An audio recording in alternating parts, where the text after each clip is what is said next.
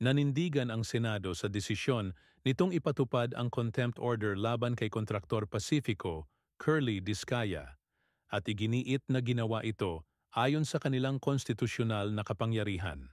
Naghain si Attorney Cornelio Samaniego III ng habeas corpus petition, halos isang buwan matapos ikulong si Discaya.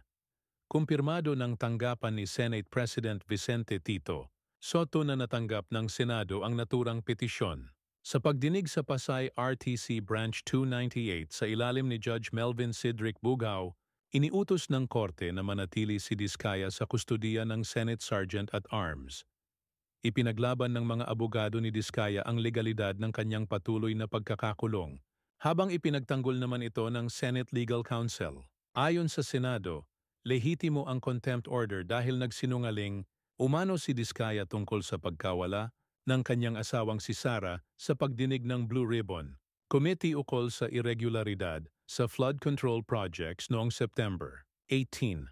Muling itutuloy ang pagdinig sa Lunes, bago ito isalin sa Office of the Solicitor General.